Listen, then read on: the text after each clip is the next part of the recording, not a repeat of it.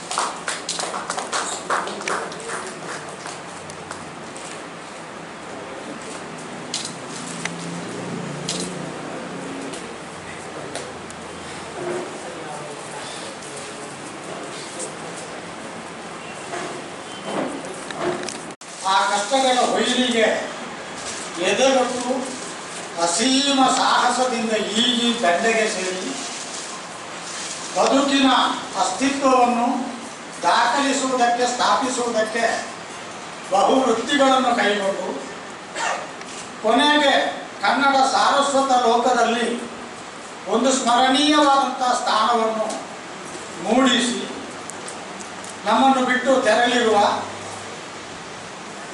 ವಿದ್ವಾಂಸ ಶ್ರೀ ಮುಳಿಯ ತಿಮ್ಮಪ್ಪಯ್ಯ ಇವರ ಹೆಸರಿನಲ್ಲಿ ಪ್ರದಾನ ಮಾಡಲಾಗುವ, ಬಹಳ ಹಿಂದಿನಿಂದಲೂ ಪ್ರದಾನ ಮಾಡುತ್ತಾ ಬರಲಾಗಿರುವ ಈ ಸಾಲಿನ ಪ್ರಶಸ್ತಿಯನ್ನು ನನಗೆ ನೀಡಲಾಗಿದೆ.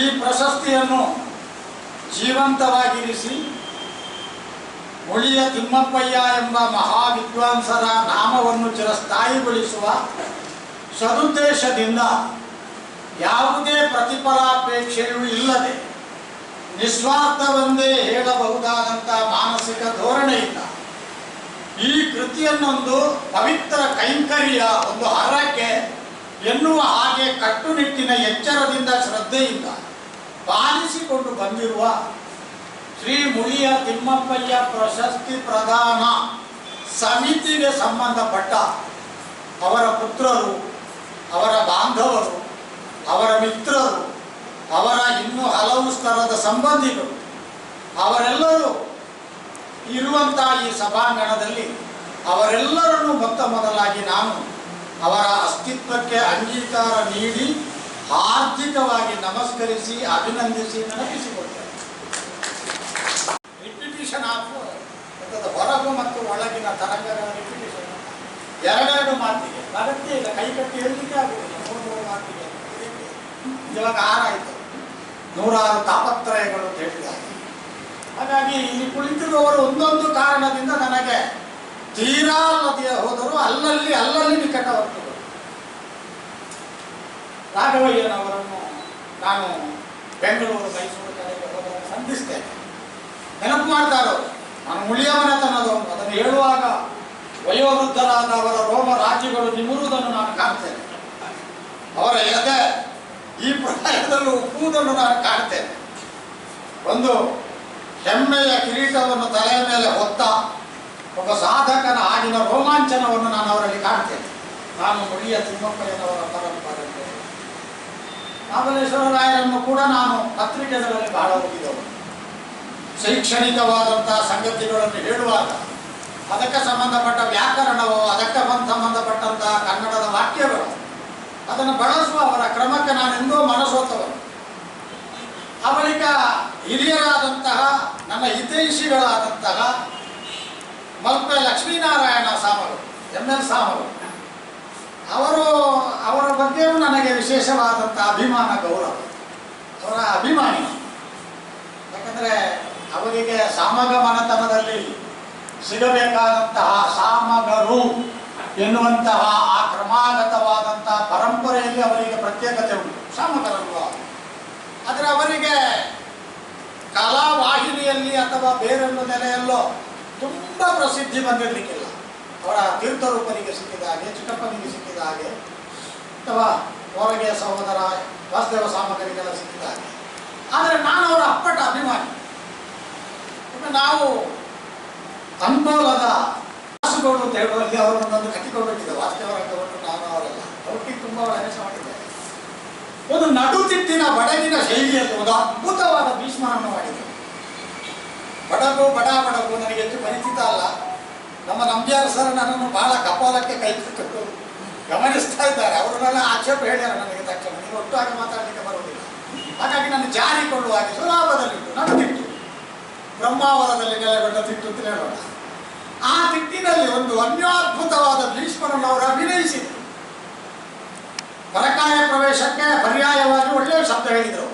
ಪರಮನ ಪ್ರವೇಶ ಆಗಿ ಹೋದ. ನಾವು ಕಲ್ಪನೆಯಿಂದಲೇ ಮತ್ತೆ ಅದಕ್ಕೆ ಅಸ್ಥಿ ಮಾಂಸ ಮಜ್ಜೆಗಳನ್ನು ಸೇರಿಸಿ ರೂಪ ಕೊಡುವ ಒಂದು ಅನುಸಂಧಾನ.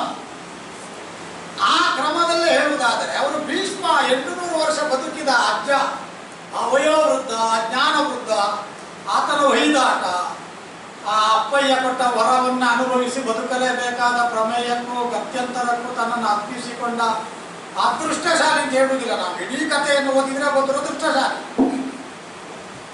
ಮೊಮ್ಮಕ್ಕಳನ್ನು ಪಡೆದು ಸುಖಿಸೋದಕ್ಕೆ ಸಾಧ್ಯವಾಗದಂತಹ ನತದೃಷ್ಟ. ಅದನ್ನು ಬಹಳ ಚಂದ ಕಟ್ಟಿದ್ರು, ಅದ್ಭುತವಾದ. ಮತ್ತೆ ಆ ಕುಣಿತ, ಮತ್ತೆ ನಾನು ಅರ್ಜುನ ಮಾಡಿದ್ದೆ ಅದರಲ್ಲಿ. ವಾಸ್ತವ ರಂಗ ಅವರದ್ದು ಕೃಷ್ಣ ಇತ್ತು. ನಾನು ಅವರಿಗೆ ಪ್ರಶ್ನೆ ಮಾಡಿದ್ದೆ, ತಂದೆ ಆಡಿದ ದಿವಸದಿಂದ ಮಾಮೂಲಿ ಕೇಳುವ ಕ್ರಮಗಳ ಹಾಗೆ ಅದು ಸ್ವಲ್ಪ ಭಿನ್ನವಾಗಿ ಬಹಳ ಅವರ ಕರುಳಿಗೆ ಇರಿಯುವ ಮಾತುಗಳಲ್ಲಿ ಕೇಳಿದ್ದೆ ನಾನು. ಹೇಗೆ ನಿಮಗೆ ಮನಸ್ಸು ಬರ್ತದೆ ಅಜ್ಜ? ನಿಮಗೆ ತಾಟಸ್ಥ್ಯವನ್ನು ಹೊಂದುವುದಿತ್ತು, ಆಯ್ಕೆಗೆ ಅವಕಾಶ ಇತ್ತು ನಿಮಗೆ. ಒಂದೋ ಕೌರವನ ಅಧರ್ಮವನ್ನು ಖಂಡಿಸಿ ಪ್ರತಿಭಟಿಸಿ ವಾನಪ್ರಸ್ಥವನ್ನು ಕೈಗೊಳ್ಳುವುದು ಅಥವಾ ದೂರ ಹೋಗುವುದು, ಅಥವಾ ಅದನ್ನು ಖಂಡಿಸಿ ಧರ್ಮ ಬಾಂಧವರಲ್ಲಿ ಉಂಟು ಎನ್ನುವುದನ್ನು ಮಾನಸಿಕವಾಗಿ ಸದೃಢಗೊಳಿಸಿ ಯುಧಿಷ್ಠಿರನ ಪಕ್ಷಕ್ಕೆ ಬಂದುಬಿಡುವುದು. ಎರಡು ಅಲ್ಲದೆ ಹೋದರೆ ನಿಮಗೆ ತಟಸ್ಥರಾಗುವುದಕ್ಕೆ ಅವಕಾಶ ಇತ್ತು. ಇದೇ ಗೊಂದಲ ವಿಭೀಷಣನಿಗೂ ನಾವು ಆರೋಪಿಸ್ತೇವೆ, ಅವನಿಗಿಲ್ಲ. ವಿಭೀಷಣ ಅದನ್ನೇ ಮಾಡಬಹುದಿತ್ತು ಅಂತ. ಒಂದಾ ರಾವಣನನ್ನು ಖಂಡಿಸಿ ಆದರೆ ಹೋಗಿಬಿಡು, ಇಲ್ಲದಿದ್ದರೆ ರಾವಣನನ್ನು ಒಪ್ಪದೆಯೂ ಆದರೆ ಅನ್ನ ತಿಂದಿದ್ದೇನೆ, ಗಾಳಿ ಸೇವಿಸಿದ್ದೇನೆ, ನೀರು ಕುಡಿದಿದ್ದೇನೆ, ಕನಕಲಂಕೆಯ ಋಣ ಉಂಟು, ಅನ್ನ ಹಾಕಿದಂಥ ಋಣ ಉಂಟು. ಶತಶತಮಾನಗಳು ದಂಡಯಾತ್ರೆಗೆ ಹೋಗುವಾಗ ತಮ್ಮನನ್ನು ಬಿಟ್ಟು ಹೋಗುತ್ತಿದ್ದ, ಅವನ ನಿದ್ರೆಯಲ್ಲಿ ಇರ್ತಿದ್ದ. ತಂಗಿಯೊಬ್ಬಳು ಹೇಗೂ ಇದಕ್ಕೆ ಸಲ್ಲದವರು. ಅವ ಶತಮಾನಗಳ ಚೈತ್ರಯಾತ್ರೆಯನ್ನು ಮುಗಿಸಿ ರಾವಣ ಬಂದು ಲೆಕ್ಕ ಕೇಳ್ತಿರ್ಲಿಲ್ಲ ವಿಭೀಷಣನಲ್ಲಿ. ಈ ವರ್ಷದ ಲೆಕ್ಕಪತ್ರ ಮಂಡಿಸು, ಆಯ ಎಷ್ಟು ವ್ಯಯ ಎಷ್ಟು ಅಂತ ಕೇಳ್ತಿರ್ಲಿಲ್ಲ. ಅಷ್ಟು ವಿಶ್ವಾಸ. ಅಂತಹ ವಿಭೀಷಣ ರಾವಣನ ದೌಷ್ಟ್ಯವನ್ನು ಖಂಡಿಸಿ ಈ ಅನುಕೂಲಗಳು, ಈ ಭಾವಾನುಸಂಧಾನದ ಹಿರಿಮೆ, ರಾವಣ ಇಟ್ಟ ಪ್ರೀತಿ, ನಿರ್ವ್ಯಾಜಾಂತಕರಣದ ಪ್ರೀತಿ, ಅದೆಲ್ಲ ಗೊತ್ತಿದ್ರೆ ಅವ ಅಣ್ಣನನ್ನು ಖಂಡಿಸ್ತೇನೆ, ಆದರೆ ಅಣ್ಣನ ಜೊತೆಗೆ ನಿಲ್ಲುವುದಿಲ್ಲ ಅಂತ ದೂರ ನಿಲ್ಲಬಹುದು. ಹೀಗೆಲ್ಲ ನಾವು ಪ್ರಶ್ನೆಗಳನ್ನು ನಮ್ಮಲ್ಲಿ ಸೃಷ್ಟಿಸಿಕೊಡ್ತೇವೆ. ಅದನ್ನು ಕೇಳಿದ್ದೆ. ಬಹಳ ಮಾರ್ಮಿಕ ಮತ್ತು ಧಾರ್ಮಿಕವಾದ ನೆಲೆಯಲ್ಲಿ ಅದಕ್ಕೆ ಅವರು ಉತ್ತರ ಕೊಟ್ಟಾಗ ಯಾಕೋ ಬಹಳ ಬೆವರು ಬರುವ ಸಂದರ್ಭ, ತೀರ ಕಾವಿನ ಸಂದರ್ಭ. ಅಂದರೆ ಅಲ್ಲಿ ಆ ಭಾಗದಲ್ಲಿ ಬಹಳ ಬಿಸಿಲು ನೋಡಿ, ಅನುಕೂಲ ಆಟ ನೋಡಲಿಕ್ಕೆ ಬಹಳ ಜನ ಸೇರುವುದಲ್ಲಿ ಬಹಳ ಪ್ರೇಕ್ಷಕರು, ಅಂದರೆ ಅದ್ಭುತ ಪ್ರೇಕ್ಷಕರು. ಎಂತ ಜನ ಸೇರ್ತಾರೆ ಮನೆಯಲ್ಲಿ. ಕಣ್ಣೀರು ಬಹುಶಃ ಬೆವರಿಗೆ ಸೇರಿತು ಅಂತ ನನಗೆ ಕಾಣಿಸ್ತದೆ. ಅಷ್ಟು ಆರ್ದ್ರವಾಗಿ, ಅಷ್ಟು ಸುಹೃತ್ ಭಾವದಿಂದ ಆ ಅಜ್ಜನ ತಳಮಳವನ್ನು, ಆ ಭುಜನಾಭ ಬಲ್ಲ, ಬಹಳ ಭಾಷೆ ಆಡ್ತೀನಿ ನೀನು, ಇಷ್ಟು ಬೆಳೆದಿದ್ದಿಂದ ತಿಳಿದಿದ್ದೇನೆ, ಮದುವೆ ಆಗಿದೆ, ಮಕ್ಕಳಾಗಿದ್ದಾವೆ, ಭಾಗ್ಯ ಇದ್ರೆ ಮೊಮ್ಮಕ್ಕಳನ್ನು ಬಡಿಯುತ್ತೀನಿ, ಸಣ್ಣ ಸಣ್ಣ ಬಿಳಿ ಕೂದಲು ಕಾಣಲಿಕ್ಕೆ ಪ್ರಾರಂಭ ಆಗುವುದು ಬರಲಿಕ್ಕಾಗಿದೆ. ಈಗಲೂ ನೀನು ಇದನ್ನು ಕೇಳ್ತೀಯಲ್ಲ, ತಂದೆ ಆಡಿದ ದಿವಸದಿಂದ ನಿಮಗೆ ವಿರೋಧವ. ಅಭುಜನಾಭನಿಗೆ ಗೊತ್ತುಂಟು, ಅವನ ಹೃದಯಕ್ಕೆ ಕೈ ಹಾಕಿದ್ರು ಹತ್ರ ಉಂಟಲ್ಲ, ಅವನ ಬಾಗು ನಿಮ್ಮ ಮುಂದೆ ಇದ್ದಾನೆ, ಅವನ ಹೃದಯಕ್ಕೆ ಕೈ ಹಾಕಿದ್ರು ಅಂತ ಹೇಳಿದ್ರು. ಹಾಗಾಗಿ ಅವರ ಜೊತೆಗೂ ನನಗೊಂದು ಆಪ್ತ ಸಂಬಂಧ. ಆಚೆಗಿರುವ ಇವೆಲ್ಲ ನಿಮ್ಮ ಸಮಯವನ್ನು ಮೀಸಲಿಟ್ಟು ಸಂಯಮವನ್ನೆಲ್ಲ ನನಗೆ ದಾರಿ ಎತ್ತಿಗೆ ಬಂದಿದ್ದೀರಲ್ಲ. ನೆಪ ಹೇಳಿ ತಪ್ಪಿಸ್ಲಿಕ್ಕೆ ಎಷ್ಟಿತ್ತು, ಆಚೆಗೆ ದಾಟಿ ನಿಲ್ಲುವುದಕ್ಕೆ ಎಷ್ಟು ಹೊತ್ತಿತ್ತು, ಅದು ಬಂದಿದ್ದೀರಲ್ಲ. ನೀವೆಲ್ಲ ಇಲ್ಲಿ ಉಪಸ್ಥಿತರಿದ್ದೀರಲ್ಲ, ಮುಖಗೊಟ್ಟು ಈ ವೇದಿಕೆಯಲ್ಲಿ ಕುಳಿತಿರೋ ನಮ್ಮ ಜೊತೆಗೆ ವಾರ್ಷಿಕವಾಗಿ ಅಲ್ಲದೆ ಹೋದರೂ ಭಾವಾನುಸಂಧಾನ ಮಾಡ್ತಾ ಇದ್ದೀರಲ್ಲ, ಆ ಕಾರಣಕ್ಕಾಗಿ ಒಟ್ಟು ಮುಳಿಯ ತಿಮ್ಮಪ್ಪಯ್ಯ ಪ್ರಶಸ್ತಿ ಪ್ರದಾನ 2025ನೇ ಸಾಲಿಗೆ ಸಂಬಂಧಪಟ್ಟ ಎಲ್ಲರನ್ನು ನಾನು ಮೊದಲು ಬಹಳ ಆರ್ಧ ಭಾವದಿಂದ ನೆನೆಯಲೇಬೇಕು, ನೆನೆಯುತ್ತೇನೆ. ಆಪ್ತ ವಾಕ್ಯಗಳಿಂದ ಮಾತಾಡಿದ್ದಾರೆ ML ಸಾಮಗ್ ಪ್ರೊಫೆಸರ್ ಹಿರಿಯರು, ಒಟ್ಟಿಗೆ ಅರ್ಥ ಹೇಳಿದ್ದೇವೆ, ನನಗೆ ಅವರು ಮಾರ್ಗದರ್ಶಕರಾಗಿದ್ದರು. ಬಹಳ ಗುಣಗ್ರಾಹಿಯಾಗಿ ನಾನು ಅವರನ್ನು ಇವತ್ತು ಕಂಡೆ. ಮೊದಲು ಇರಲಿಲ್ವೋ ಅಂತಲ್ಲ, ಗುಣಗ್ರಾಹಿ. ಬಹುಶಃ ಪ್ರಾಯ ಮನುಷ್ಯನನ್ನು ಹಾಗೆ ಮಾಡಿಸ್ತದೋ ಅಂತ ನನಗೆ ಕಾಣುವುದಲ್ಲ. ಈಗ ನನಗೂ ಈಗ 62 ದಾಟುವಂತಕ್ಕೆ ಬಂತು. ನಾನು ಮೊದಲಿಗಿಂತ ಸ್ವಲ್ಪ ಇವರಂತ ಮೃದು ಆತಾರ ಮಾತ್ರ, ಮಿದು ಆತಾರ ಅಂತ ಕೆಲವರು ಹೇಳ್ತಾರೆ. ಯಾಕಂದರೆ ಆ ಪ್ರಾಯ ಸ್ವಲ್ಪ ಮೆದು ಮಾಡ್ತದೋ ಏನು. ಯಾಕೆ ML ಸಾಮಗರ ಪ್ರೊಫೆಸರ್ನ ಮಾತುಗಳು ಬಹಳ ಆಪ್ತ ಅನಿಸಿದವು ನನಗೆ. ಅದರಲ್ಲಿ ಕೃತಜ್ಞತೆ, ಗಿಲೀಟು, ನಕಲಿ ಎಲ್ಲ ಇದ್ದಾಗೆ ಕಾಣಲಿಲ್ಲ. ಹೇಳಲಿಕ್ಕೆ ಬಹಳ ಕಷ್ಟಪಡಲಿಲ್ಲ, ಅವರು ತ್ರಾಸ ಪಡಲಿಲ್ಲ. ಹೇಳಬೇಕಾದದ್ದನ್ನು ಪ್ರಾಯ ಸಹ ಅವರು ಮಾತಾಡೋದೇ ಹಾಗೆಲ್ಲ, ಬಿಟ್ಟು ಬಿಟ್ಟು ಬಿಟ್ಟು ಮಾತಾಡುವುದಲ್ಲ. ಅವರ ಇಬ್ಬರ ನಿರಂಕಳತೆ ಅವರಿಗೆ ಬಾರದೇ ಇರುವುದೇ ಆಶ್ಚರ್ಯ. ಅವರು ಅಲ್ಲ, ಬಾರದೇ ಇಲ್ಲ, ತಂದುಕೊಳ್ಳದೇ ಇರುವುದು ಆಶ್ಚರ್ಯ. ಕಪ್ಪಯ್ಯನ ನಿರಂಕಳತೆ ನಾನು ಕತ್ತು ಮುಂಚೆ ಅವರೆರಡು ಕೇಳಿದ್ದು. ಒಂದು ಇಲ್ಲೇ ಆಶುವೈಭವ ಅಂತ ಹೇಳಿ ಶೇಡಿಯವರಿಗೂ ರಾಮದಾಸ್ ಸಾಮಕರಿಗೂ ವೃತ್ತ ಸಮರ್ಪಣೆ ಆಗುವಾಗ ಜನಸಂದಣಿ, ಅದರಲ್ಲೂ ಮೊನ್ನೆ ತೀರಿಕೊಂಡ ನಮ್ಮ ಆಪ್ತರು, ಹಿರಿಯರು, ನನ್ನ ಹಿತೈಷಿ ಗರಕೇಶ್ವರ ಮಾಸ್ಟರ್. ಬಹಳ ದೊಡ್ಡ ನಷ್ಟ ನನಗೆ. ಏನು ಕಾಯಿಲೆ ಇಲ್ಲದೆ ಅಶಕ್ತತೆಯೇ ಕಾರಣವಾಗಿ ತೀರಿಕೊಂಡು, ಏನು ಕಾಯಿಲೆ ಇರಲಿಲ್ಲ. ಬೇರೆ ಮಾಸ್ಟರಿಗೆ ದೈಹಿಕವಾಗಿ ವೈದ್ಯರು ಮುಟ್ಟಿ ತಟ್ಟಿ ಸ್ಟೆಥೋಸ್ಕೋಪ್ ಇಟ್ಟು ಇದು ಇಂಥದ್ದು ಕೇಳುವ ಯಾವುದೇ ವ್ಯಾಧಿ ಇರಲಿಲ್ಲ. ಒಂದು ಕೇವಲ ದೌರ್ಬಲ್ಯ, ನಡಿಲಿಕ್ಕೆ ಸಾಧ್ಯ ಇಲ್ಲ. ಸೊಟ್ಟದಿಂದ ಕೆಳಗೆ ಬರೆ ಮಾಸ್ಟರ್ ತೀರಿಯೋದ್ರು. ನಾನು ಅವರು ಕಿಟಿಕೆಯಲ್ಲಿ ನೇತಾಡಿ ಆ ತಾಳಮದ್ದಳೆಯನ್ನು ಹೇಳಿದ್ದೇವೆ. ಒಳಗೆ ಬರಲಿಕ್ಕೆ ಜಾಗ ಇಲ್ಲ. ಅದನ್ನು ಆಗ ಹಂಚಿಕೊಂಡ. ಮತ್ತೆ ಹೇಳಿದ್ರು ಉದ್ದ ಆಗ್ತದೆ. ಇಲ್ಲಿ 2 ಪ್ರಸಂಗಗಳಿತ್ತು ಆ ಕಾಲದಲ್ಲಿ. ಒಂದು ಸುಧನ್ವಾರ್ಜುನ, ಆಮೇಲೆ ತಾಮ್ರಧ್ವಜ ಕಾಲ. ಸುಧನ್ವಾರ್ಜುನದಲ್ಲಿ ಚಿಕ್ಕಯ್ಯ ಪ್ರಾತಸ್ಮರಣೀಯ. ನಾನು ಬಹಳ ಸಲ ಅರ್ಥ ಹೇಳಿದ್ದೇನೆ. ನಾನು ಬಹಳ ಸಂವಾದಕ್ಕೆ ಅಪೇಕ್ಷಣೀಯ ಅರ್ಥಧಾರಿಗಳು ಅಂತ ನಾನು ಈ ಅಖಾಡದಲ್ಲಿ ಗೊತ್ತಿ ಹೇಳ್ತೇನೆ. ನನ್ನ ML ಸಾಮಗ್ರಿ ಬೆಳೆಸಿದ ಅಖಾಡ. ಈ ಅಖಾಡದಲ್ಲಿ ಸಂವಾದಕ್ಕೆ ಅಥವಾ ಯಾವುದೇ ವೈರಾಗ್ಯಗಳಿಲ್ಲದೆ, ಯಾವುದೇ ವೈಯಕ್ತಿಕವಾದ ಕ್ಲೇಶಗಳಿಲ್ಲದೆ ಚರ್ಚಿಸಬಲ್ಲವರು ಇಬ್ಬರು ಸಿಕ್ಕಿದ್ದು ನನಗೆ. ಒಂದು ಮಲ್ಪೆ ಹರಿದಾಸ ರಾಮದಾಸ ಸಾಮಗರು, ಮತ್ತೊಂದು ಕುಂಬ್ಳ ಸುಂದರರಾಯ. ವಾಸ್ತವ ಸಾಮಗರು ಪ್ರಚೋದನೆ ಎಲ್ಲ ಕೊಡುವುದರಲ್ಲಿ, ಮಾತಾಡಿಸುವುದರಲ್ಲಿ ಬಹಳ ನಿಸ್ಸಿಮ. ಈ ಇಬ್ಬರು ಕಲಾವಿದರು ಬಹಳ ಸಂವಾದಕ್ಕೆ ಸಿಕ್ಕುವರು. ಆ ಕಾಲದಲ್ಲಿ ಅವರ ಜೊತೆಗೆಲ್ಲ ನಾನು ತುಂಬ ಅರ್ಥ ಎಲ್ಲ ಹೇಳಿದ್ದೇನೆ. ನೆನಪು. ಅವರು ಸುಧರ್ಮನ ಪಾತ್ರ ಮಾಡಿದ್ರು ಆ ಕಾಲದಲ್ಲಿ. ಕೊರ್ಗಿ ವೆಂಕಟೇಶ್ವರ ಉಪಾಧ್ಯಾಯರು ಶಂಕರಲಿಖಿತರು ಮಾಡಿದರು. ಶಾಸನ ಮತ್ತು ಆಜ್ಞೆ ಎನ್ನುವ 2 ವಿಚಾರಗಳ ಮೇಲೆ 1981ನೇ ಇಸವಿ ಶನಿವಾರ ರಾತ್ರಿ ಬಹುದೊಡ್ಡ ಚರ್ಚೆ ನಡೆದೋಯಿತು. ನಾಳಿನ ಯುದ್ಧಕ್ಕೆ ಹಿಂದೆ ನಿಂತವರನ್ನು ಕೊತಕೊತನೆ ಕುದಿಯುವ ತಪ್ತ ತೈಲದ ಕಟಾಹಕ್ಕೆ ಜೀವಂತ ಎಸೆಯಲಾಗುವುದು. ಇದು ಶಾಸನವೋ ಆಜ್ಞೆಯೋ?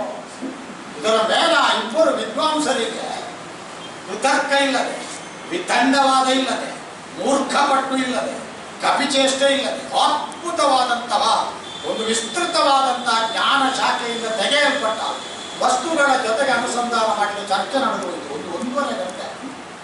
ಒಂದು ಕೈಯಲ್ಲಿ ಆಯಾಸ ಆಗುವಾಗ ಇನ್ನೊಂದು ಕೈಯಲ್ಲಿ ಹಿಡಿದು ಬಿದ್ದು ಬಿಡ್ತವೆ ಇಲ್ಲ ಕಿಟಕಿಯಿಂದ ಕೆಳಗೆ. ಆಮೇಲೆ ಕೊನೆಗೆ ಸಿಕ್ಕಿತ್ತು ತಾಮ್ರಧ್ವಜ ಕಾಳಕ್ಕಾಗುವಾಗ ಒಳಗೆ ಅವಕಾಶ ಸಿಕ್ಕಿತ್ತು. ಜನ ಓದಿದ್ದಾರೆ. ಅದೊಂದು ಅದ್ಭುತವಾದಂತಹ ತಾಳಮದ್ದಲೆಯಲ್ಲಿ ನಡೆದೋಯ್ತು.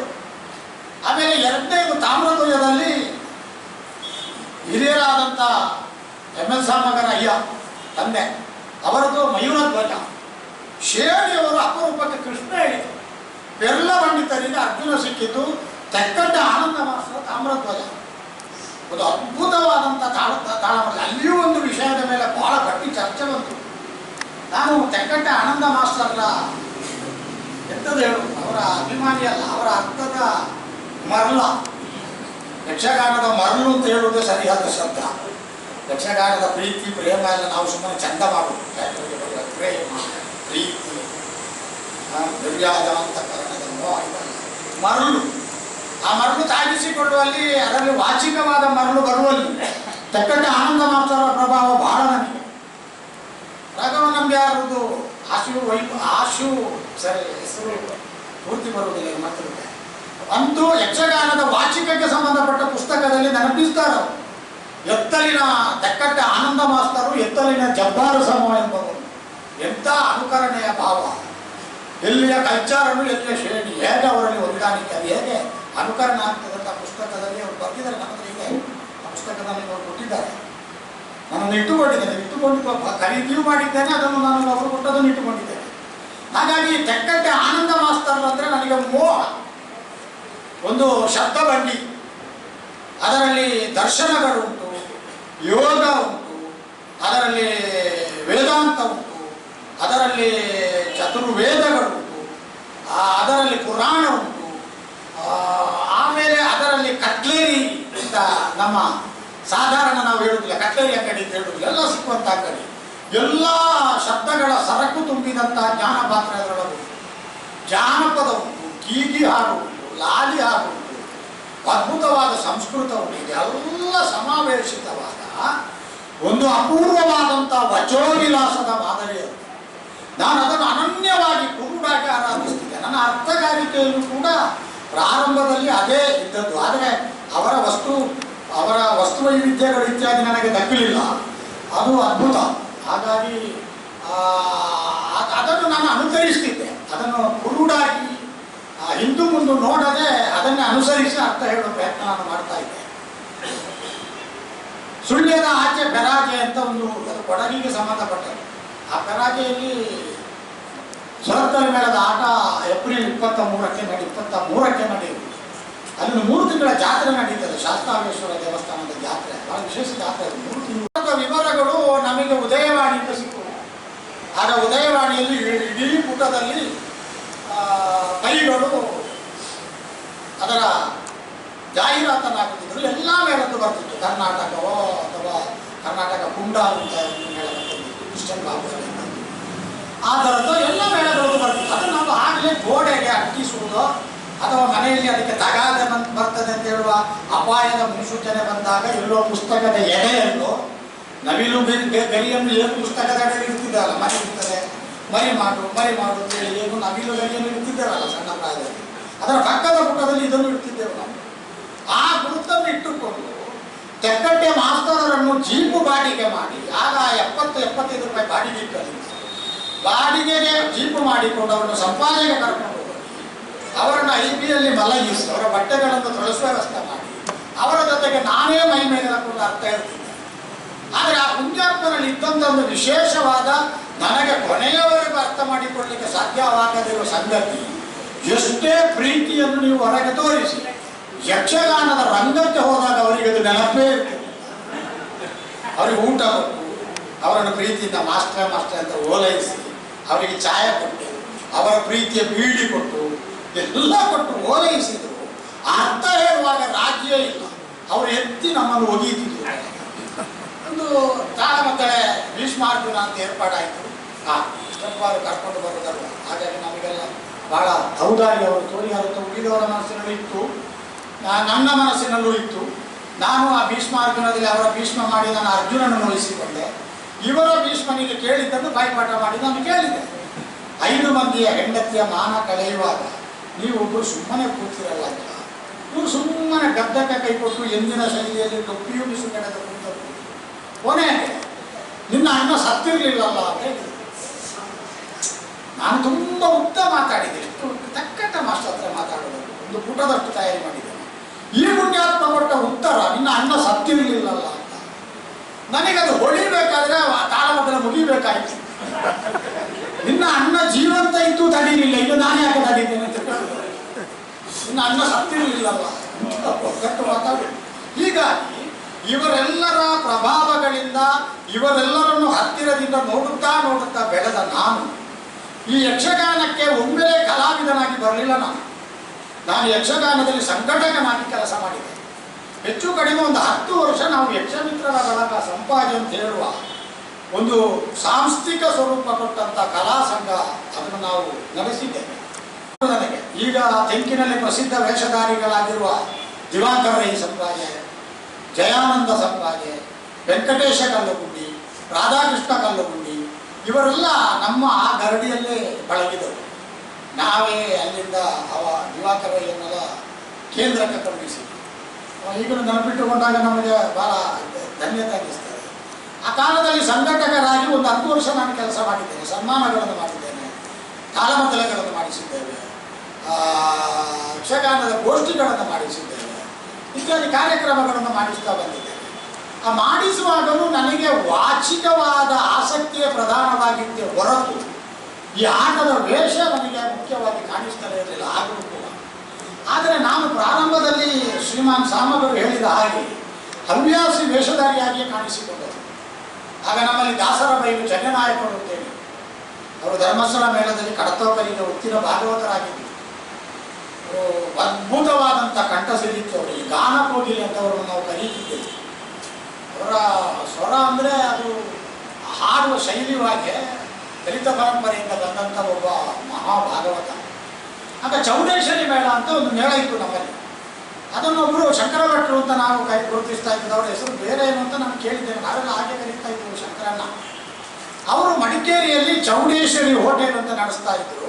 ಅವರಿಗೆ ಆಟದ ಮರಳು, ಅವರ ಒಂದು ಆಟದ ಮೇಳವನ್ನೇ ಸ್ಥಾಪನೆ ಮಾಡಿದರು, ಚೌಡೇಶ್ವರಿ ಮೇಳ. ಆ ಕಾಲದಲ್ಲಿ ನಮ್ಮ ನಯನಕುಮಾರರು ನಾಟಕ ಕಂಪನಿಯಲ್ಲಿದ್ದವರು. ಒಂದಷ್ಟು ಕಾಲ ಗುಬ್ಬಿ ವೀರಣ್ಣ ನಾಟಕ ಕಂಪನಿಯಲ್ಲಿ ಇದ್ದರಂತೆ. ಚಂದೋಡಿ ಲೀಲಾರವರ ನಾಟಕ ಕಂಪನಿಯಲ್ಲಿ ಇದ್ದರು ಅಂತ ನಾವು ಕೇಳ್ತೇವೆ. ಹಿರಣ್ಣಯ್ಯನವರ ನಾಟಕ ಕಂಪನಿಯಲ್ಲಿ ಇದ್ದರು ಅಂತ ನಾವು ಕೇಳ್ತೇವೆ.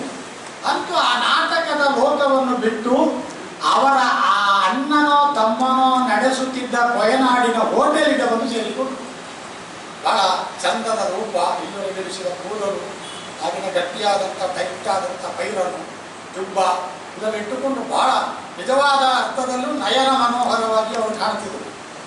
ಅಂಥ ನಯನಕುಮಾರ ಅಲ್ಲಿಗೆ ಬಂದವರು ಆಟಗಳನ್ನು ಸಂಘಟಿಸುತ್ತಾ ಕ್ರಮೇಣ ಈ ಚೌಡೇಶ್ವರಿ ಮೇಳದ ಮ್ಯಾನೇಜರರಾದರು, ವ್ಯವಸ್ಥಾಪಕರು. ಆ ಕಾಲದಲ್ಲಿ ವೆಂಕಟರಾಯರು ಅಂತ ಹೇಳುವವರು ಒಂದು ಪ್ರಸಂಗ ಬರ್ತಿದ್ರು.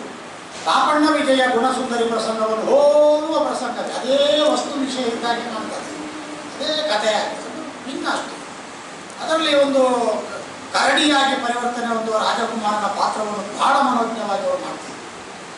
ಆಗ ರಂಗಸ್ಥಳ, ಎತ್ತರದ ರಂಗಸ್ಥಳ ಇರಲಿಲ್ಲ, ನೆಲದ ರಂಗಸ್ಥಳ. 1, 2, 3, 4, 5 ಗ್ಯಾಸ್ ಲೈಟುಗಳು. ಆ ಗ್ಯಾಸ್ ಲೈಟುಗಳಿಗೆ ನಿಮಗೆಲ್ಲ ಗೊತ್ತಿದೆ, ನಾನು ಹೇಳಬೇಕಾದಲ್ಲ. ಈಗ ನಾನು ನನ್ನ ನೆನಪಿನ ಭಿತ್ತಿಯನ್ನು ಕೆದಕಿದಾಗ ನಾನಲ್ಲಿಂದ ಹುಟ್ಟಿಕೊಂಡದ್ದು ಹೇಗೆ ಅಂತ ಹೇಳಬೇಕಲ್ಲ. ಹಾಗಾಗಿ ಆ ಗ್ಯಾಸ್ ಲೈಟ್ಗಳಿಗೆ ಗಾಳಿ ಹಾಕುವುದಕ್ಕೆ, ಎಣ್ಣೆ ಭತ್ತದಾಗಿ ತುಂಬುವುದಕ್ಕೆ ಒಬ್ಬ ಪ್ರತ್ಯೇಕ ಸಂಬಳ ಅದಿದ್ದಾಗಿ ಸಂಬಳ ಬಿಡಬೇಕಾಗಿತ್ತು. ಆ ಕಾಲದಲ್ಲಿ ಮಧ್ಯಾಹ್ನ ಗಣಪತಿ ಭಟ್ರು, ದಿನೇಶನ್ ಮಣ್ಣಾಯರು, ಕಲ್ಲುಗುಂಡಿಯಲ್ಲಿ ವೆಂಕಟೇಶನಾಥರು ಅಂತಿದ್ರು. ಅವರು ಈ ಒಂದು ಯಕ್ಷಗಾನ ಸಂಘ ಕಟ್ಟಿದ್ದಾರೆ. GKS ಭಟ್ರು, ಅವರು ಇನ್ನೊಬ್ಬರು ಆಯುರ್ವೇದ ಪಂಡಿತರು, ಕೇರಳ ಮೂಲದವರು, ಇವರೆಲ್ಲ ಸೇರಿ ಒಂದು ಯಕ್ಷಗಾನ ಸಂಘ ಕಟ್ಟಿಕೊಂಡಿದ್ದರು. ಆ ಕಾಲದಲ್ಲಿ ಮಧ್ಯಾಹ್ನ ಗಣಪತಿ ಭಟ್ರು, ದಿನೇಶ ಮಣ್ಣಾಯರು ಯಕ್ಷಗಾನ ಕಲಿಸಲಿಕ್ಕೆ ನಮ್ಮಲ್ಲಿ ಸಂಘಕ್ಕೆ ಬಂದು ಸ್ವಯಂ ಬಂದು ಭಾಗವಹಿಸುತ್ತಿದ್ದದ್ದು ಕೂಡ ನನಗೆ ನೆನಪು.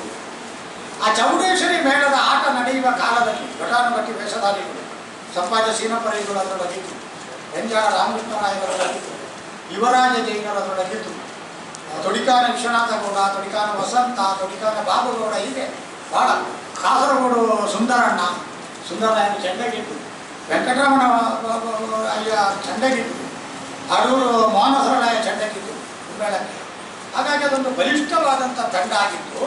ಆ ತಂಡದ ಆಟಗಳನ್ನು ನೋಡುತ್ತಾ ಮತ್ತು ನನಗೆ ವೇಷಕ್ಕಿಂತ ಭಿನ್ನವಾಗಿ ಅರ್ಥವೇ ಪ್ರಧಾನ ಅಂತ ಕಾಣಿಸುವಂತೆ ತೊಡಗಿದಂಥ ದಿನಗಳು. ಈ ಸಂಘಟನೆ, ಈ ಆಟಗಳ ನೋಡುವಿಕೆ, ಸಂಘಟನೆಗಳ ಜೊತೆಗೆ ಪ್ರತಿ ವರ್ಷ 2, 3, 4 ಬಯಲಾಟಗಳನ್ನು ಆಡಿಸುವುದು ಇತ್ಯಾದಿ ಬಹಳ ಬಹಳ ಪ್ರೀತಿ, ಬಹಳ ವಿಶೇಷವಾದ ಅಭಿಮಾನ ಅದರ ಜೊತೆಗೆ ಬೆಳೆದಾಗ ನಾನು ಮನೆಯಲ್ಲಿ ನನ್ನ ಅಪ್ಪಯ್ಯನ ದುಡ್ಡನ್ನು ತಂದು ಕೂಡ ಇದಕ್ಕೆ ವ್ಯಯ ಮಾಡಿದ್ದುಂಟು, ಬಯಸಿಕೊಂಡದ್ದುಂಟು, 2 ದಿವಸ ಮನೆಗೆ ಹೋಗೋದು ತಲೆಮರೆಸಿಕೊಂಡದ್ದುಂಟು. ಎಲ್ಲ ಮನೆಯಲ್ಲಿರುವಂಥ ಯಕ್ಷಗಾನದ ಮರಳು ತಾಗಿಸಿಕೊಂಡವನಿಗಿಂತ ಅನುಭವಗಳು ಇದ್ದೇ ಇರ್ತಾನೆ. ಹಾಗಾಗಿ ಈ ಯಕ್ಷಗಾನದ ಆಟಗಳಲ್ಲೇ ನಾನು ಭಾಗವಹಿಸುತ್ತಾ ಕೆಲವು ವೇಷಗಳನ್ನು ಮಾಡುತ್ತಾ ಬೆಳೆದವನಾದರೂ ಯಾವ ಕಾರಣಕ್ಕೂ ನನಗೆ ಅರ್ಥ ಹೇಳುವ ಗುಂಗಿನಿಂದ ತಪ್ಪಿಸಿಕೊಳ್ಳಲಿಕ್ಕೆ ಸಾಧ್ಯ ಆಗಲಿಲ್ಲ. ಹಾಗಾಗಿ ಅದರ ನಡುವೆ ಅಷ್ಟನ್ನು ಮಾಡ್ತಾ ಇದ್ದವನಿಗೆ ಮಾನ್ಯ ಸಾಮಗ್ರಿ ಹೇಳಿದ ಹಾಗೆ 1995ರಲ್ಲಿ ಯಕ್ಷಲಹರಿ ಏರ್ಪಡಿಸಿದಂತಹ ಯಕ್ಷಗಾನ ತಾಳಮದ್ದಲೆ ಸ್ಪರ್ಧೆ, ಅದರಲ್ಲಿ ನಾನು ಬಲಾತ್ಕಾರವಾಗಿ ಮೂಗಿಗೆ ಹಗ್ಗ ಹಾಕಿ ಎಳೆಯಲ್ಪಟ್ಟ ಗೂಳಿಯಾಗಿ ಬಂದನು. ನಾನು ಸರ್ವತ ಒಪ್ಪಲಿಲ್ಲ ಅದಕ್ಕೆ. ವೆಂಕಟರಾಮ ಭಟ್ರು, ಆಮೇಲೆ ಸತ್ಯಮೂರ್ತಿ ದೇರಾಜೆ, ಸತ್ಯನ್ ದೇರಾಜೆ, ಮೋಹನ ಭಟ್ರು ಬೈಚಾರ, ಭಾಗವತ ಇವರೆಲ್ಲ ಒತ್ತಾಯ ಮಾಡಿದ್ದರಿಂದ ನಾನು ತಾಳಮದ್ದಲೆ ಅರ್ಥ ಹೇಳುವುದಕ್ಕೆ ಬಂದೆ. ಅದರ ಒಂದು ಸಿದ್ಧ ದಾರಿ, ಅದರ ಒಂದು ಸ್ಪಷ್ಟ ಕಲ್ಪನೆ ಇತ್ಯಾದಿ ನನ್ನಲ್ಲಿ ಇರಲಿಲ್ಲ. ನಾನು ಕಾವ್ಯ ಮತ್ತು ಯಕ್ಷಗಾನದ ಪುರಾಣ ಇದೆರಡನ್ನು ಸೇರಿಸಿ ಮಾತಾಡೋದನ್ನು ಮೊದಲಿಂದಲೂ ಇಷ್ಟಪಡ್ತಿದ್ದೇನೆ. ಹಾಗಾಗಿ ಕಿಬ್ಬೊಟ್ಟೆಗೆ ಚಿಕ್ಕಿದಾಗ ಆಗುವುದು, ಕಿಬ್ಬೊಟ್ಟೆ ಎನ್ನುವುದು ಗರ್ಭ ಕಟ್ಟುವ ಜಾಗದ ಭಾಗ, ಶೂರ್ಪಣಖಿಗೆ ಅಲ್ಲಿ ಚುಚ್ಚುವುದಕ್ಕೆ ಕಾರಣ ಅಂತ ಅವರು ಗ್ರಹಿಸಿದ್ದಾರೆ. ಮಗನನ್ನು ಕಳಕೊಂಡ ದುಃಖ ಇತ್ಯಾದಿ, ಆಕೆಯ ಹತಾಶೆ, ಆಕೆಯ ಅನಾಥ ಪ್ರಜ್ಞೆ, ಆಕೆಯ ಒಬ್ಬಂಟಿತನ, ಆಕೆಯ ಒಳಗಿನಿಂದ ಒಳಗೆ ಪ್ರತಿಭಟಿಸುವ ರೊಚ್ಚು, ಇದೆಲ್ಲವನ್ನು ನಾನು ಕಟ್ಟಿಕೊಟ್ಟು ಅವರ ಮನಗೆದ್ದೆ. ಅಲ್ಲಿಂದ ನಂತರ ನಾನು ಹಿಂದಿರುಗಿ ನೋಡಲಿಲ್ಲ. ನನಗೆ ಯಥೇಚ್ಛ ಅವಕಾಶಗಳು ಬಂತು. ಕೇರಳ ಪಂಡಿತರನ್ನು ನಾನು ಮರೆಯುವಾಗಿಲ್ಲ, ಕೃಷ್ಣ ಭಟ್ಟರನ್ನು ನಾನು ಯಾವ ಕಾರಣಕ್ಕೂ ಮರೆಯುವಾಗಿಲ್ಲ, ಯಾರನ್ನು ಮರೆಯುವಾಗಿಲ್ಲ. ಅವರು ಸದಾ ಸ್ಮರಣೀಯರು. ಯಾಕಂದರೆ ಅವರು ಹೇಳಿದ ಈರ್ಷೆ, ಅವರು ಹೇಳಿದ ಅಸೂಯೆ ನನ್ನ ಅರ್ಥವನ್ನು ತಪ್ಪಿಸುವ ಪ್ರಯತ್ನದ ರೂಪದಲ್ಲಿ ಅದು ಪ್ರಕಟಗೊಂಡದ್ದು. ಆ ಕಾಲದಲ್ಲಿ ನನಗೆ ಯುಗ ಪುರುಷದ ನೇತೃತ್ವವನ್ನು ವಹಿಸಿದ್ದಂಥ ಶ್ರೀನಿವಾಸ ಭಟ್ರು ಅವರು ಎಡೆಬಿಡದೆ ನನ್ನನ್ನು ಸತಾಯಿಸಿ, ಎಡೆಬಿಡದೆ ನನ್ನನ್ನು ಗಟ್ಟಿಯಾಗಿ ಹಿಡಿದು ಸೆಳೆದು ನನ್ನನ್ನು ಅರ್ಥ ಹೇಳಿಸಿದರು. ನೀನು ಬಾರದೆ ಹೋದರೆ ನಿನ್ನನ್ನು ಕೈಕಾಲು ಕಟ್ಟಿ ನಾನು ತಗೊಂಡು ಬರ್ತೇನೆ, ಇಲ್ಲಿಗೆ ಅರ್ಥ ಹೇಳಿಸ್ತೇನೆ ಅಂತೇಳಿ. ಕೊನೆಗೆ ನಾನು ಅವರ ಇದನ್ನು ತಡಿಲಿಕ್ಕೆ ಸಾಧ್ಯ ಆಗದೆ ಇದನ್ನು ಎಂಥದ್ದು ಉಪದ್ರ ಅಂತ ತಿಳಿಯುವುದು ಅಥವಾ ನನ್ನ ಬಗೆಗಿನ ಪ್ರೀತಿಯನ್ನು ಸಹಿಸಿಕೊಳ್ಳುವುದಕ್ಕೆ ಸಾಧ್ಯವಾಗದೆ ಅಂತ ಹೇಳುವ ಪೆರ್ಲ ಪಂಡಿತರಿಗೆ ಟ್ರಂಕಾಲ್ ಮಾಡಿ, ಆಗ ಮೊಬೈಲ್ ಇಲ್ಲ ನೋಡಿ, ಟ್ರಂಕಾಲ್ ಮಾಡಿ ಅವರ ಹತ್ರ ಗುರುಕುಲ ಬಸ್ ಉಂಟು ಬೆರ್ಲದಲ್ಲಿ, ಈಗ ಹತ್ರ ನಮಗೆ ಅಂದರೆ ಅಲ್ಲಿಂದ ಬರಲಿಕ್ಕೆ ಸ್ವಲ್ಪ ದೂರ ಜಾಸ್ತಿಯಾಗಿ ಫೋನ್ ಮಾಡಿ ಯಾರು ಅದನ್ನು ಗುರುತು ಉಂಟು ಅವರಿಗೆ ಅಂತ ತಾಳಮದ್ದಲೆಲ್ಲ ಕರೀತಿದ್ದವರು. ಅಚ್ಚಪ್ಪವರು ಮೇಲುಸೋನಿಯಲ್ಲಿ ಮಾತಾಡೋದು. ಏನು ಇಲ್ಲಿ ಒಂದು ಅರ್ಥ ಕೇಳಿದ್ದಾರೆ ಸ್ವಾಮಿ, ಹೇಳು ಹೋಗಿ ಅರ್ಥ ಹೇಳಲಿಕ್ಕೆ ನಮ್ಮ ಹತ್ರ ಅಂತ ಹೇಳುವುದು ಅದಲ್ಲ, ನಿಮ್ಮ ವಿಭೀಷಣ ರೀತಿಯಲ್ಲಿ ನಿಮ್ಮ ವಿಭೀಷಣನಿಗೆ ನಾನು ರಾವಣ ಹೇಳಬೇಕಂತೆ, ಅದಕ್ಕೇನಂತೆ ನಿಮಗೆ ತೊಂದರೆ, ನಮ್ಮನ್ನು ತಗೊಂಡು ಹೋಗ್ಬೇಕು, ಎರಡು ನೀವೇ ಆಗಬೇಕು ಅಂತ ಅವರಿಗೆ ನಾನು ತುಂಬ ಆಗುತ್ತೆ.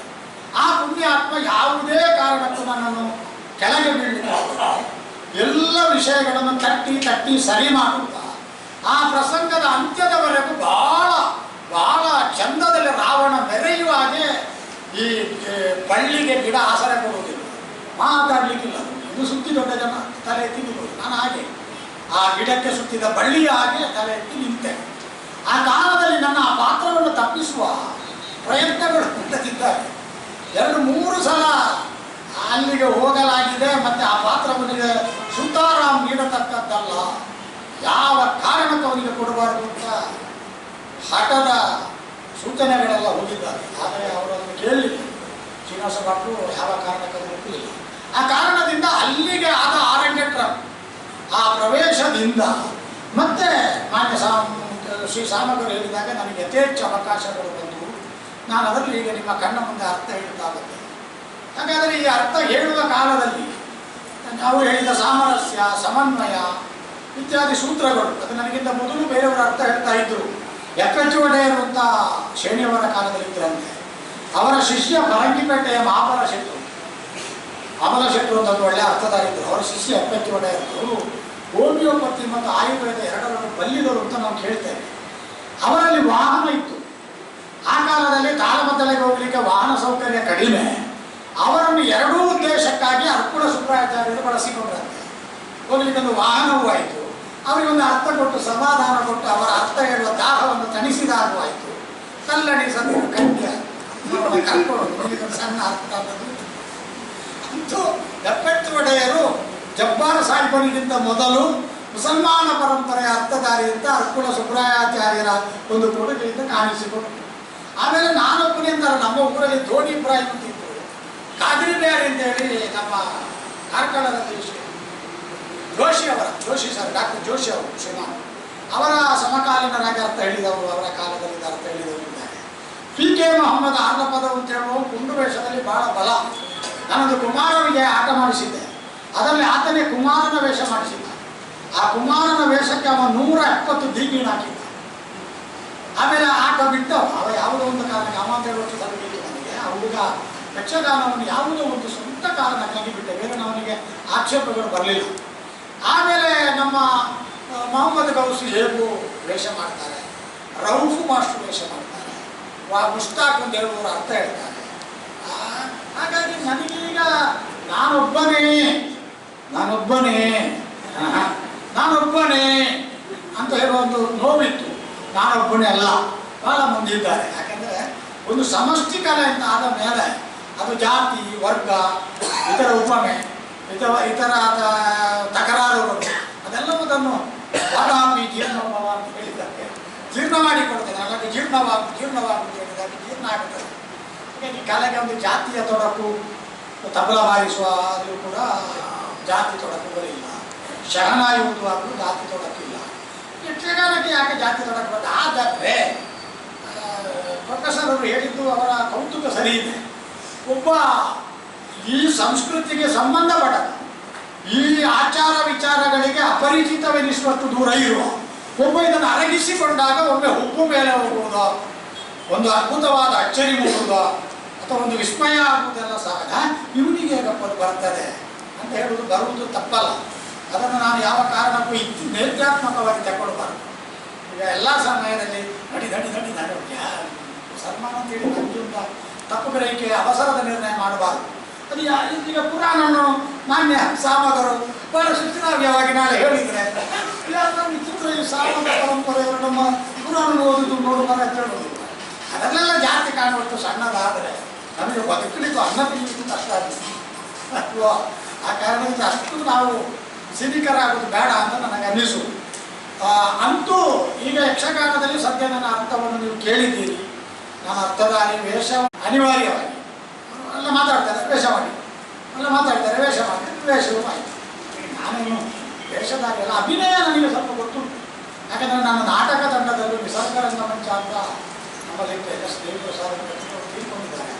ಖುಷಿ ಹರಿದಾಸ ಭಟ್ರನ್ನೆಲ್ಲ ಕರೆಸಿ ಅಲ್ಲಿ ಒಂದು ಬಹುದೊಡ್ಡ 10 ದಿವಸದ ನಾಟಕೋತ್ಸವ ನಡೆದಿತ್ತು. ಮಾಯಾರಾವು ಎಲ್ಲ ಬಂದಿತ್ತು.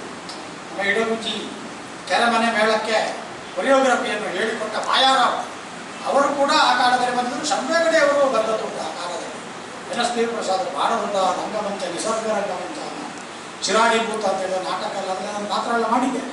ಹಾಗಾಗಿ ನಾಟಕೀಯವಾದಂಥ ಒಂದು ಅಂಶಗಳ ಮನವರಿಕೆ ಇರುವುದರಿಂದ ಅಭಿನಯ ಮಾಡಿ ಏನಾದರೂ ತುಂಬಿಸಲಿಕ್ಕೆ ಬರ್ತದೆ. ಈಗ ಆವೇಶ ಮಾಡಿ ಹುಟ್ಟಿದೆ ನಾನು. ಅರ್ಥದ ಅರಿಕೆಯ ಬಗ್ಗೆ ಒಲವಿದ್ದದರಿಂದ ಅರ್ಥವನ್ನು ಮುಂದುವರಿಸ್ತಾ ಬಂದೆ. ಅಂತೂ ಈ ಕಾಲ ಕಾಣುವಾಗ ಈ ಪ್ರಶಸ್ತಿ ನನಗೆ ಹೆಚ್ಚೇ ಆಯಿತು ಅಂತ ಅನ್ನಿಸ್ತದೆ.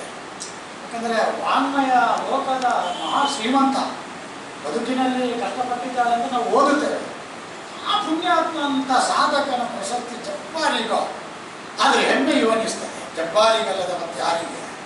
ಅಹಂಕಾರದಿಂದಲ್ಲ, ಒಣ ಠೇಂಕಾರದಿಂದಲ್ಲ, ಪ್ರತಿಷ್ಠೆಯಿಂದಲ್ಲ. 60 ದಾಟಿದ ಮೇಲೆ ಅದನ್ನೆಲ್ಲ ಬಿಡಬೇಕು ಅಂತ ಹೇಳ್ತೀವಿ. ನಮ್ಮ ಅಕ್ಕೆ ಹೇಳ್ತಾ ಇದ್ರು, 60 ದಾಟಿದ ಮೇಲೆ ಮನೆಗೆ ಅರ್ಧ ದಾರಿಯಲ್ಲಿ ಬರುವ ಅಂಗಿಯ ಗುಂಡಿ ಬಿಚ್ಚುತ್ತಾ ಬರುವುದಿಲ್ಲ, ಮನೆಯ ಸ್ವಲ್ಪ ಅಲ್ಲಿರುವುದು, ಇಲ್ಲಿಂದ ಉಸ್ಸಪ್ಪ ಅಂತ ಬಟ್ಟೆ ಹಚ್ಚುತ್ತಾ ಬರ್ತಾನೆ. 60 ದಾಟಿದ ಮೇಲೆ ಒಂದೊಂದೇ ಗುಂಡಿಯನ್ನು ಬಿಚ್ಚುತ್ತಾ ಬರಬೇಕಾದ್ರೆ ಆಗ್ಬಾರ್ದಂತೆ. ನಮ್ಮ ಅಜ್ಜ ಸ್ವಲ್ಪ ಸಂತನಾಗಿದ್ದವರು, ಇಷ್ಟು ಗಡ್ಡ, ಲಕ್ಷದೀಪದಿಂದ ಅಬುಳುಕ ಅಂತದ್ದು ಕಾಯಿಗೆಲ್ಲ ಆಲಿ ಬ್ಯಾರಿದ್ದ ವಯಸ್ಸು, ರಕ್ತ ಮುಗಿಸಿದ್ದು ಗಡ್ಡ, ಸಾಧಕ ಇರಲಿ, ವಂಶಾಂತರಕ್ಕೆ ಹೋಗುವುದಿಲ್ಲ. ಹಾಗಾಗಿ ಈಗೆಲ್ಲ ಇದನ್ನೆಲ್ಲ ಬಿಚ್ಚುತ್ತಾ ಬರುವ ಕಾಲ. ಒಂದು ಘಟನೆಗೆ ಬಿಚ್ಚಬೇಕು, ಬರುವ ಆಗ್ಲಿಕ್ಕಿಲ್ಲ, ಆಗಿರ್ಬೇಕಂತ ನಾವು ಹೋಗ್ಲಿಕ್ಕೆ ತಯಾರಾಗಿರ್ಬೇಕಂತ ಲೆಕ್ಕ. ಅಂಥ ಕಾಲದಲ್ಲಿ ಅಸೂಯೆ ಅಲ್ಲ. ಆದರೂ ನನಗೆ ಅದನ್ನು ಕೊಟ್ಟಾಗ ನನ್ನನ್ನು ಗುರುತಿಸಿದ್ದೀರಿ, ನನ್ನ ಅಸ್ತಿತ್ವವನ್ನು ಮಾನಿಸಿದ್ದೀರಿ. ಒಂದು ವ್ಯಕ್ತಿತ್ವದ ವಿಕಾಸಕ್ಕೆ, ಒಂದು ವ್ಯಕ್ತಿತ್ವ ಬದುಕುವುದಕ್ಕೆ ಯಾವ ಕಾರಣಕ್ಕೂ ಬಹಳ ಮುಖ್ಯ ಯಾವುದು ಅಂತ ಕೇಳಿದರೆ ಅಸ್ತಿತ್ವಕ್ಕೆ ಮನ್ನಣೆ. ಅಳುವ ಮಗು ಯಾರು ತಟ್ಟಿ ಮುಟ್ಟಿದರೂ ಅಳು ನಿಲ್ಲಿಸುವುದಿಲ್ಲ.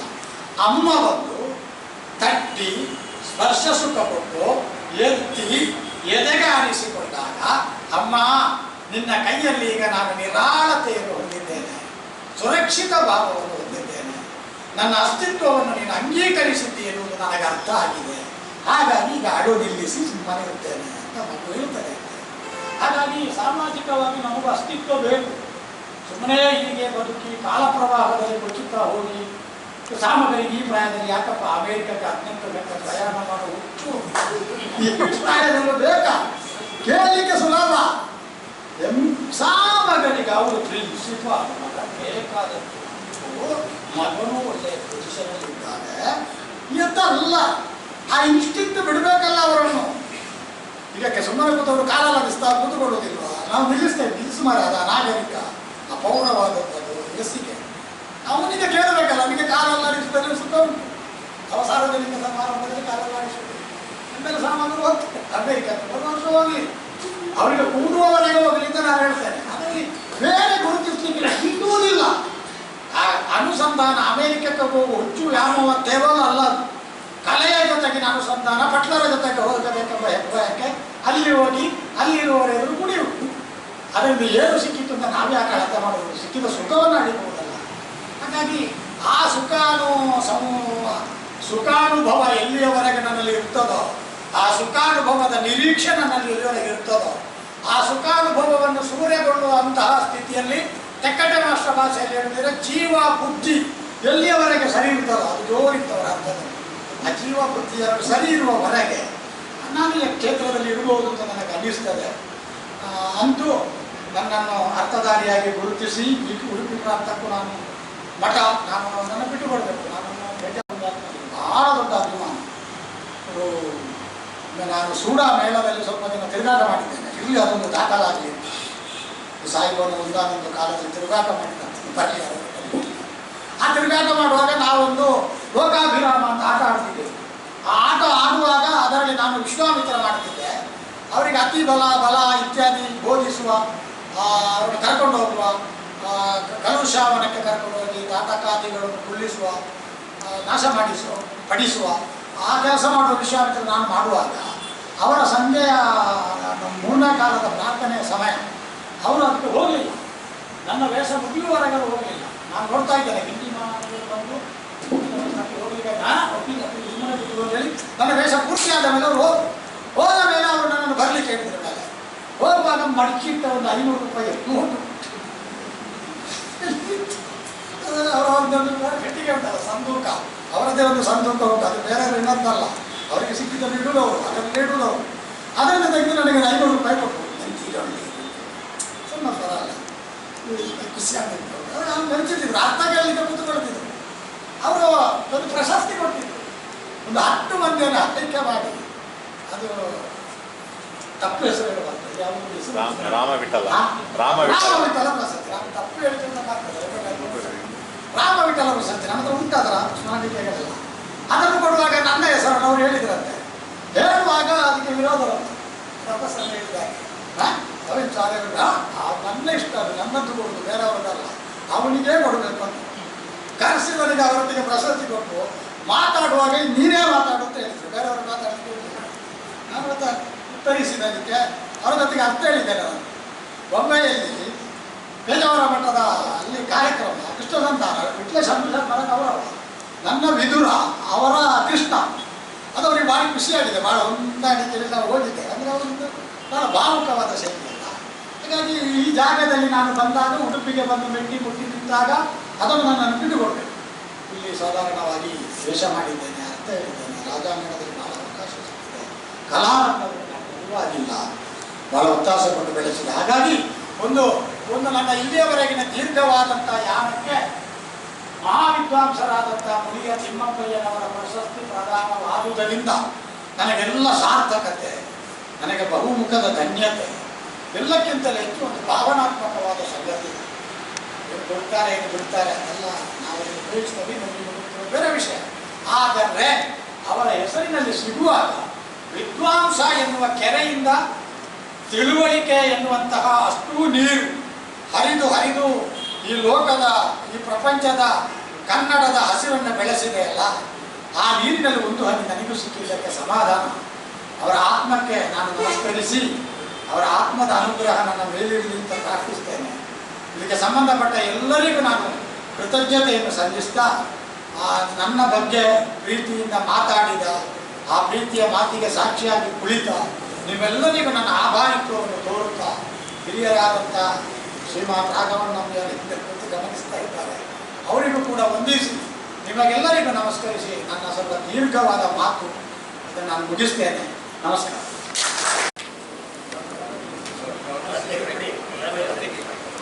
Ahora